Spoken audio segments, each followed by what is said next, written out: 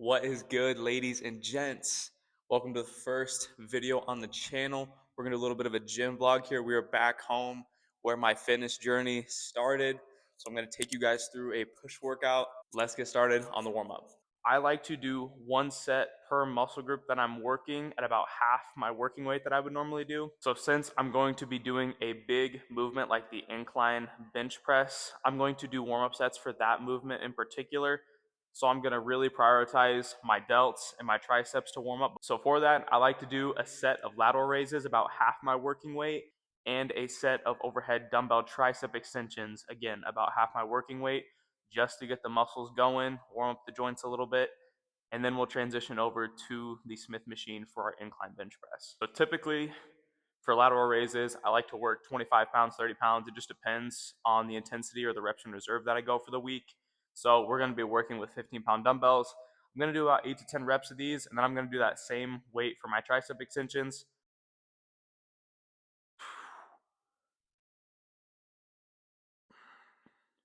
Now we're going to move on to the tricep extensions.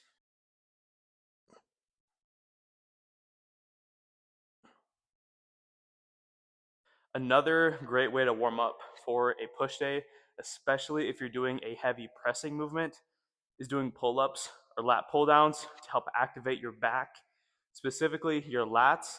That way you have that lat engagement when you're doing those heavy pressing movements. All right, feel pretty good now. We're gonna move over to the Smith machine, do our warm-up sets, and then get started on our working sets for the day.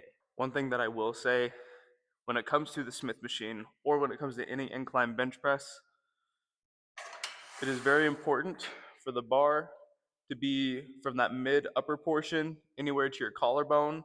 You don't want to be, well, thankfully this doesn't let me go back that far, but see how this lines up on my upper pec? Man, my pec's actually pretty good today.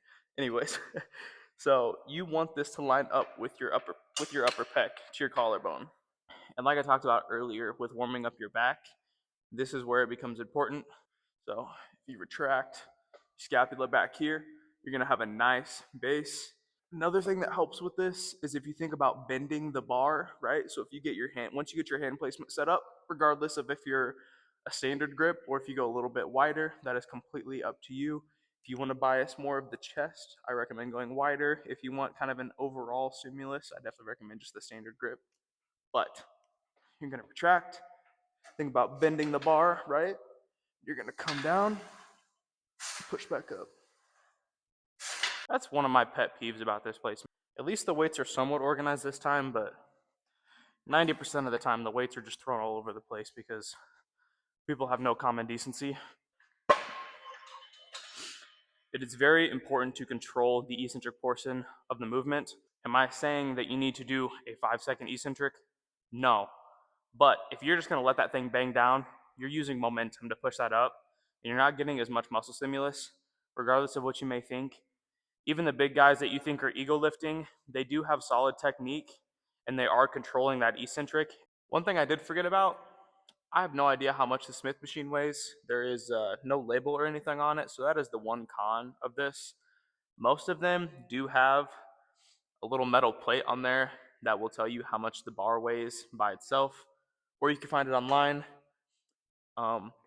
Unfortunately, this machine has no label, no branding, so um, I'm probably just going to say it weighs 20 pounds because that's pretty standard for Smith machines, but let's get into our next working set. Sorry. Let's get into our next warm-up set.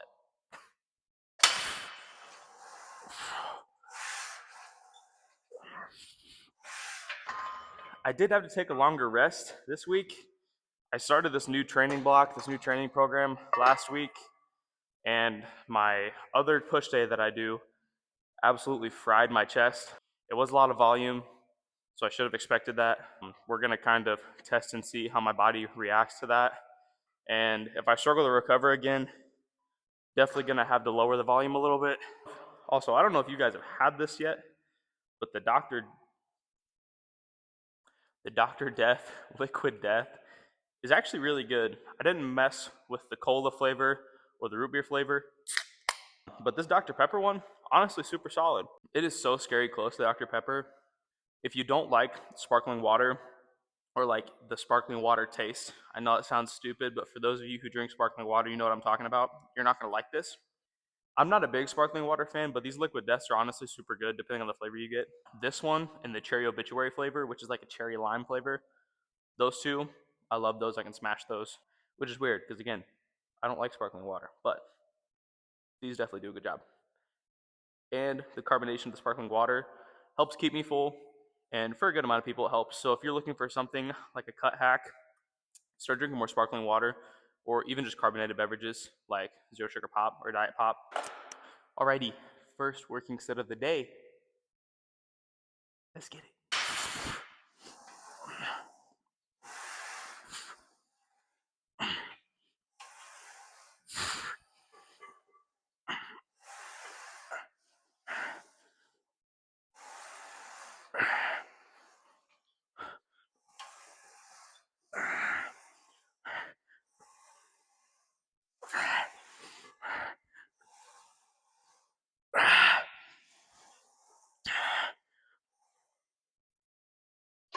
Oh, that was a little heavy.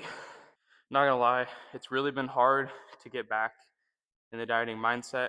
When I first lost all the weight that I lost, I was so unbelievably locked in. Like, I'd pull up to family events and family functions with meal prep. I had goals. I wasn't happy with myself, right? I was extremely locked in for a long time. Honestly, put down foods I didn't like, but I did what I needed to do. And then I moved away from home up to a bigger city, got acclimated with that. Obviously, went to college, things like that for a little bit. And in that period, I ended up gaining back pretty much all the weight that I had lost. Now, I look different because I did add some muscle to my frame, so I do understand that. But I never imagined that I would get above 200 pounds again. And it really messed with me, and it has messed with me mentally. But at the same time, it has been so hard to just keep discipline when it comes to dieting, right? Especially if you are on a steep deficit, giving yourself a diet break of a week or two or even a month, that is going to help you so much as long as you know when to turn it on and turn it off when you need to. Number one, you're going to feel so much better. It is just super, super, super important that you don't get diet fatigue. That is point number two. Diet fatigue sucks. That is what I went through, right? That is why it was so hard for me to get back into a calorie deficit, is because I went for months and months and months eating in that steep deficit, only eating foods that I could eat, clean foods, healthy foods. So then once I got off that diet, I binge ate like crazy. It was impossible for me to get back on my diet, and I gained a bunch of weight. I gained a lot of weight back. I think I ended up getting up to like 215 again. And I was not happy with myself. I was extremely frustrated, and I knew that I wanted to make that change, and I knew what I needed to do. Obviously, I know what I need to do, right? I've done it for myself. I've done it for many other people. I've helped. I know what I need to do. It's just getting it through your head. You are capable of many things. Almost anything in life you are capable of doing if you can get yourself convinced and tell yourself internally, you can do this. Because ultimately, if you don't believe in yourself, nobody else is going to. Why should anybody else believe in you, trust in your process, and believe that you're going to hit your goals or you're going to succeed in a certain field in life if you yourself are not confident in what you're doing and you do not believe in what you are doing? Anyways, that was about a 5-ish minute rest break. Probably should do my next set after I take a sip.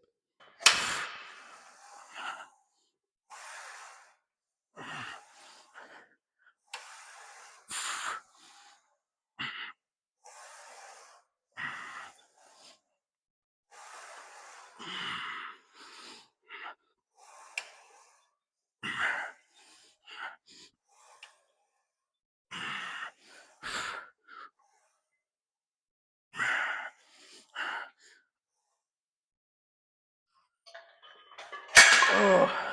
Your rep ranges are not something to stress about. You're going to get similar, if not the same gains from doing 5 reps as if you're doing 20, 25 reps. What matters is, number one, you've got good technique. And the next point, and the most important, your training intensity. What do I mean by that? If you are doing a weight, let's say I'm doing this for 10 reps, I could probably get 10 reps, absolute failure, maybe 11 or 12 if I'm really pushing myself. I just did that bad boy for 8 and I was struggling. That is intense. Am I saying you need to train to failure? No. But you need to be training either around failure to about 4 reps till failure. I think that is the sweet spot. Depending on how your body recovers from that, you just got to test it so it works best for you and what you see the best results from in recovery. What you don't need to be doing is, let's say I went over there and grabbed the 5-pound dumbbells and I did a set of 15, right? I do, depending on the day, 30, 35 pounds for sets of 10 on curls. So if that doesn't tell you anything, the 5-pound dumbbells are going to be extremely light, and I am not going to be getting any quality stimulus. I'm just wasting my time. And so will you if you train that way. So again, when it comes to training intensity, at the highest, you can go to failure, right? That means form failure, not crappy failure. I don't want to see no cheat reps, okay? Unless you're doing lengthened partials. That's topic for another day. At the bottom, you at least need to do 4 reps till failure or 4 reps in reserve. Let's go ahead and do our last set of incline, and we're going to move on to our next movement.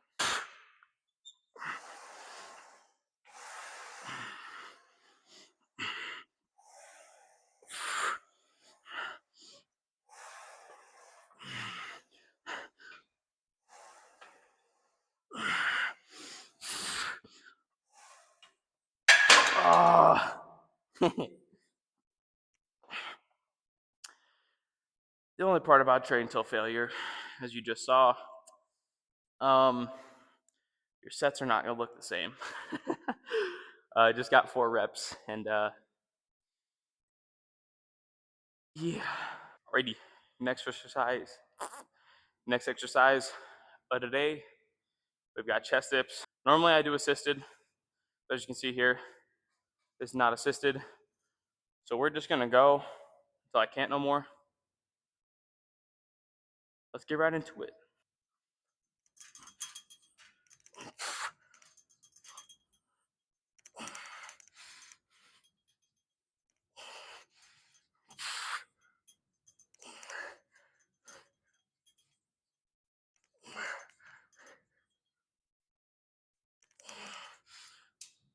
Oh, we love when the AirPod falls out. Ugh. I don't know if any of you guys that have AirPods have the same problem as I do, but I hate these things. I can't complain. I got them for free, but I hate them with a passion. I probably need to change out the little stupid rubber earpiece in there. I just don't want to. So it could be a me problem, but I'm gonna say it's a them problem. I'm gonna see how we're looking, and that's gonna determine whether we take the Outcast tee off and we rock the beater. Again, I'm a little fluffy. I don't love the way I'm looking right now. But let's see how we look. Honestly, not too shabby. Not bad.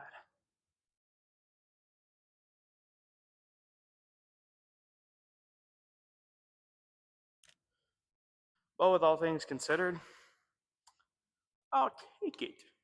My pecs do look pretty decent though. Not bad. Set numero dos.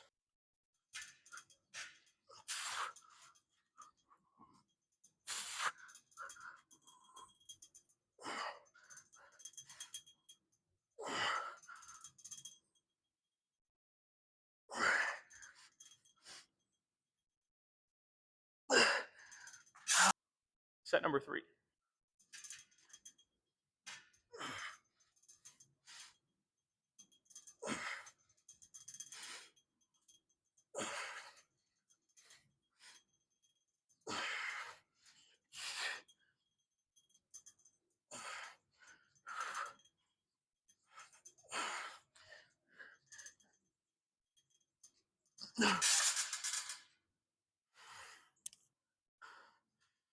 Now we got lateral raises. Yay.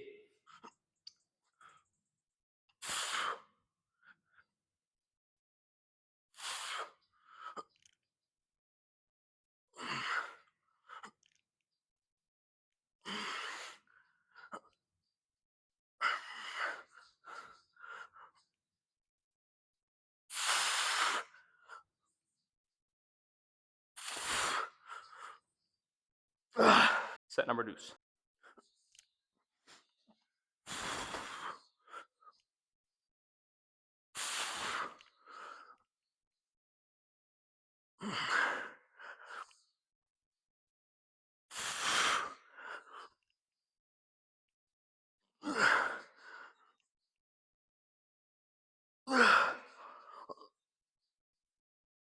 Yeah, let's do our last set, and then we're gonna move over to tricep pushdowns, and that's wraps. So let's get it.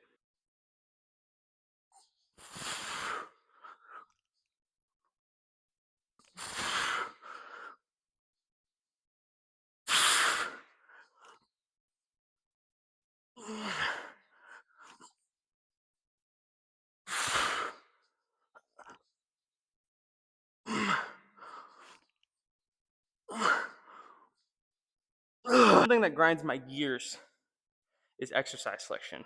Let's just use incline bench press as an example, because there's many different ways you can do it. Got the Smitty, barbell, dumbbell machines, right? So there's four, and there's multiple different types of incline bench press machines, right? So let's just say four. There's four different machines, right? All four of those, again, typically, some of the machines aren't great, but then there's some machines that are better than the others, slightly. But the people online that preach, and I mean preach, that something is going to be significantly better than the other alternative or the other variation, and it's going to make such a difference in your physique, they're lying to you to push their agenda. If you like doing dumbbell incline bench press, do it. As long as you're doing the right range of motion, form is good, right? Like we talked about earlier. If you like incline barbell, do incline barbell. If you like incline Smith machine, do incline Smith machine. If you like a quality incline bench press machine, then do it.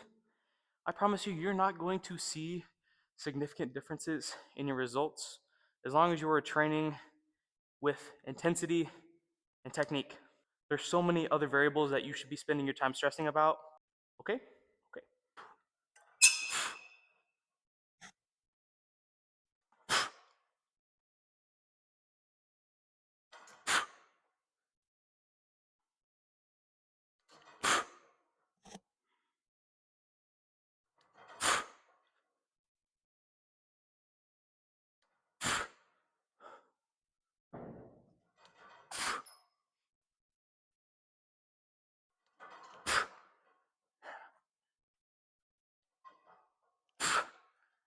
No, not gonna lie, I think I can go up. Go up to 130. We'll probably just do one more set. Because, oh shoot, forgot to put my weights up. Another thing, since I forgot when I'm putting them up, if you are somebody that leaves their weights on the machines, the plates on the machines, you are scummy. Scummy wummy. You are like on the same standard as people who dump their shopping carts at random spots in the parking lot. You are the same person that doesn't hold the door open for people. You are the same type of person that doesn't say please and thank you. You fall in that category. Okay? I don't like those people. Since I'm only gonna do one more set, we're gonna do a little fun drop set action. Okay, so we're gonna go to failure, drop the weight by, let's just do like 40 pounds, rest for 10 seconds, bang it back out again, and skedaddle.